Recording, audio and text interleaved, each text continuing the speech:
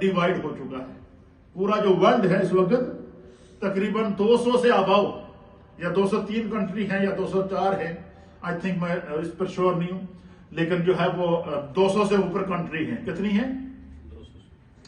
200 سے اوپر کنٹریز کے اندر ورلڈ ڈیوائڈ ہو چکا ہے. ہر ملک کی اپنی حکومت ہے، ہر ملک کا اپنا ترقی کا سسٹم ہے، ہر ملک کا اپنا نظام، آئین، قانون اور کانسٹیٹیوشن ہے، جس کے مطابق ہر ملک اپنی ملکی سرحدوں کے اندر اپنے نظام کو چلائے ہوئے ہے.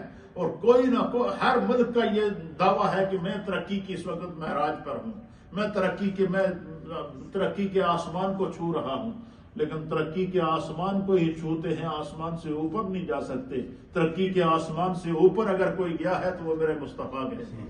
پہلے آسمان سے بھی اوپر گئے ہیں، دوسرے آسمان سے بھی اوپر گئے ہیں، تیسرے آسمان سے بھی اوپر گئے ہیں، چوتھے آسمان سے بھی اوپر گئے ہیں، پانچویں آسمان سے بھی اوپر گئے ہیں، چھٹے آسمان، ساتویں آسمان، سترہ سے بھی اوپر گئے ہیں. لامکاں کی حدود کو کراس کر کے قرب خاص میں جا کر اپنے رب سے ملاقات کر کے اور اس ملاقات کے اندر اپنے رب کا دیدار کر کے پھر وہاں سے ہم سب کے لیے جو تحفہ لے کر آئے وہ نماز کا تحفہ تھا. وہ کیا تحفہ تھا؟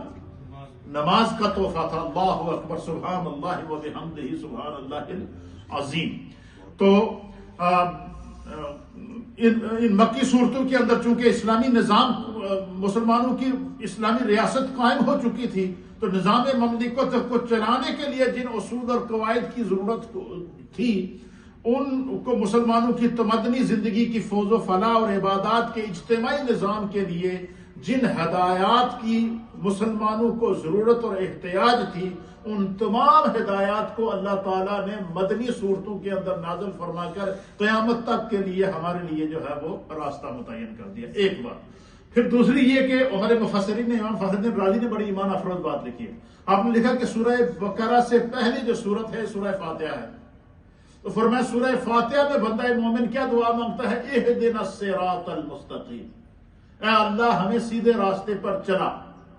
صراط الذین انعمت علیہم، راستہ ان لوگوں کا جن پر تیرا انعام ہوا. غیر المغضوب علیہم ولا الضالین، نہ کہ ان لوگوں کا راستہ جن پر تیرا غضب ہوا. تو فرمایا کہ سورہ فاتحہ کے اندر بندے نے اپنے رب سے کیا ہوئی؟ ہدایت کی دعا مانگی. کیا مانگی؟ اور میں نے آپ سے یہ سورہ فاتحہ کے تعارف میں پیش کیا تھا نا کہ سورہ فاتحہ یہ پوری دعا ہے، اور اس میں مختلف دعا ہیں، اس میں پوری زندگی کی دعائیں ہیں. تو فرمایا سورہ فاتحہ میں جب اہل ایمان نے اللہ تعالیٰ سے دعا مانگی نا، اور دعا بھی کیسے مانگی؟ ہر نماز میں مانگی، ہر رکعت کے اندر سورہ فاتحہ پڑھ کے اللہ سے ہدایت مانگتے ہیں نہیں مانگتے ہم؟ فرمایا یہ جب اہل ایمان نے سورہ فاتحہ کو، اس لیے حضور علیہ الصلوۃ والسلام نے فرمایا کہ سورہ فاتحہ اللہ تعالیٰ نے میرے قلب پر 2 مرتبہ نازل فرمائی. باقی صورتوں کو تو ایک دفعہ نازل کیا گیا. حضور نے فرمایا سورہ فاتحہ کو میرے قلب پر 2 مرتبہ نازل کیا گیا. اور سورہ فاتحہ دنیا میں پڑھی جانے والی سب سے زیادہ سورت ہے جو ہر روز 1.5 ارب سے زائد مسلمان اپنی نمازوں، 5 نمازوں کی ہر رکعت کے اندر اس کو تلاوت کرتے ہیں. اب آپ اندازہ لگائیں کہ ہر روز جو سورہ فاتحہ تلاوت کی جاتی ہے اس کا کون شمار کر سکتا ہے؟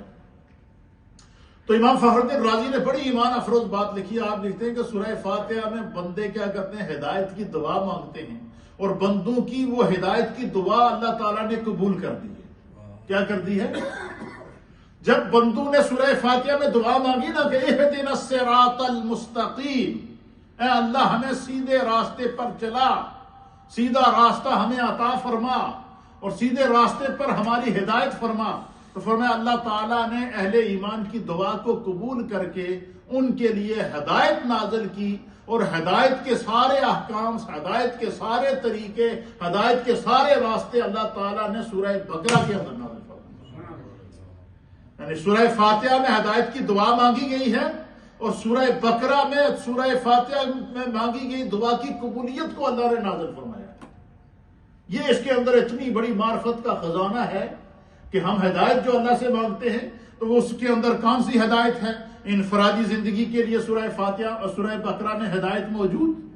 اجتماعی نظام حیات کے لیے سورہ بقرہ کے اندر ہدایت موجود، عبادات کے حوالے سے سورہ بقرہ میں ہدایات موجود، سیاسیات کے حوالے سے سورہ بقرہ میں ہدایات موجود، معاشیات کے حوالے سے سورہ بقرہ کے اندر ہدایات موجود، اقتصادیات کے حوالے سے سورہ بقرہ کے اندر ہدایت موجود، عمرانیات کے حوالے سے سورہ بقرہ کے اندر ہدایات موجود ہیں۔ تو یہ اللہ تعالیٰ نے اس سورت کے اندر جو ہے وہ پھر فرمایا کہ عقائد اسلامیہ کی جو احساس ہے وہ ایمان بالغیب پر رکھی گئی ہے، جس طرح کہ سورہ بقرہ کے شروع کے اندر الف لام میم ذالک الکتاب لا ریب فیہ ھدی للمتقین الذین یؤمنون بالغیب، اور وہ لوگ جو غیب پر ایمان رکھتے ہیں، بن دیکھے اپنے رب پر ایمان لائے ہیں۔ فرمایا کہ عقائد اسلامیہ کی احساس ایمان بالغیب ہے، اور بغیر دیکھے اللہ تعالیٰ کو وحدہ لا شریک ماننا ہے، اور اس کے سارے رسولوں پر ایمان لانا ہے، اور تمام آسمانی کتب کو ماننا ہے، جزا اور سزا کا اقرار کرنا ہے، اعمال صالحہ میں ہماگیر اور ہمہ جہت اور عبادات اور نمازوں کو قائم کرنا ہے، طبقاتی منافرت کا سد باب کرنے کے لیے اہم عبادت زکوٰۃ کو ادا کرنا ہے۔